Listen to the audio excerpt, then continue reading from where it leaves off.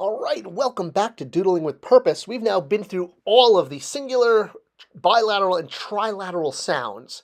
And, well, we've got one last homework to finish up, and then we're going to jump into something new.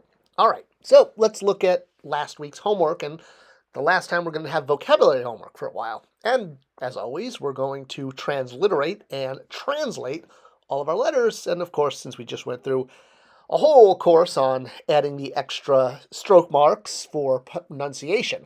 Now, I did make another little mistake here in your homework, and you'll have to forgive me because, hey, everyone makes mistakes, even your teacher, right? So if you, look down at the last line there, I basically just inverted two different glyphs, the wa and the was glyph, the one I'm pointing to there in the third line. So we learned that as a vocabulary word last week with wa in front of it, not was. And anyway, I inverted them. So hopefully that did not trip you up too much. Okay, so let's translate. First, of course, we are now still in the past tense because we have that signpost. Someone in the past did something. Iw, I-W. And what did the person in the past do? They repeated. We have the verb to repeat. Wachem, with the hoof, the owl, and the determinative. And then we have the water sign, which makes it an ed, a past tense verb, which we're going to be getting more into that now. So repeat becomes repeated. And what was repeated? Well, you'll see, the person who did the repeating was the powerful man. See how we're using all the vocabulary? And the powerful man repeated love, myrrh, M-R, and then there's a silent Y at the end of it, like Marie. And then purity. He repeated love and purity. You remember wab, the vessel on top of a foot spilling out water is wab, which means purity. And then the shiv or placenta over and mouth is before, her. And who did he repeat love and purity before? Before the king. We've used that word a lot. Do that on purpose. And he did this by giving something to the king. Radi, the verb to give. What did he give? Well, modified by the lotus leaf, which is 1,000. Ha, what means 1,000? So we have 1,000 of several objects. And that's how a lot of lists work in Egyptian stela. So here you have 1,000 hooves. Wachem, with the T, wachemt, is hoof, the hooves. And then we have 1,000 grains. And this was where I made my little typo. Is it a typo when you're doodling? A doodle-o? Either way, so remember this is seeds of grain. We did that as a vocabulary word last week, so my apologies for swapping out one glyph there. And then we also have 1,000 again, so it's 1,000 hooves, 1,000 seeds of grain, and 1,000 nadamum, which is a carob tree. Look, I'm trying to work with the vocabulary we got. The sentences don't always sound exactly dynamic.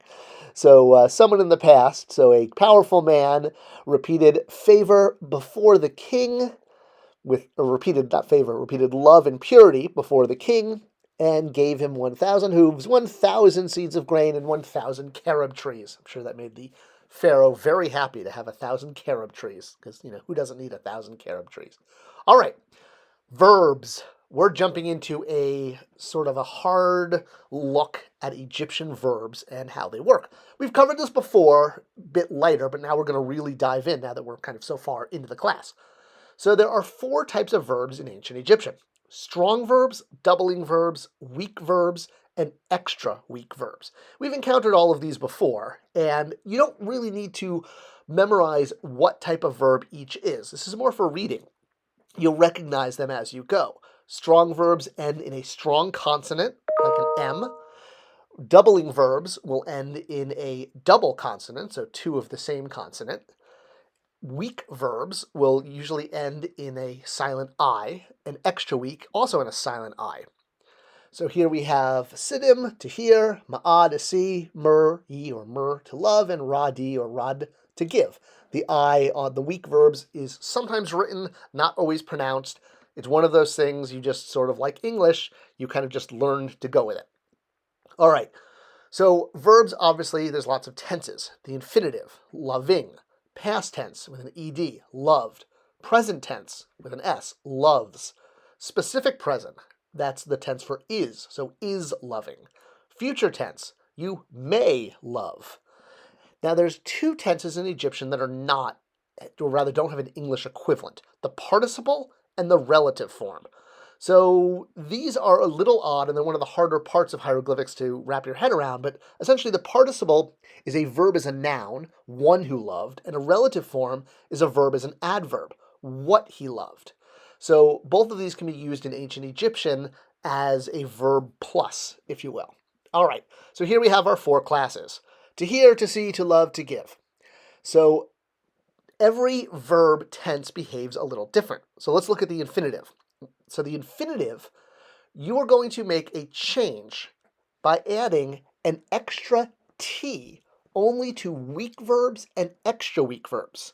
This addition of the T is what tells you you are in the infinitive tense. So it's loving, loving versus loves, or is love, or is loved. So you're in an ing form of the verb here, and only weak and extra weak verbs show that extra T. So that is what to remember about infinitive. You can use one verb to figure out the tense for all the verbs in a paragraph by looking for the weak and extra weak verbs, and if they have an extra T, you're in the infinitive tense. All right, we'll look at this a little bit more in depth next week. We just want to kind of lightly lean into verbs as we jump into a longer session on them. I hope you enjoyed the video as always. Thanks for being part of the class, and I'll see you guys next week for more verbs and more doodling with purpose.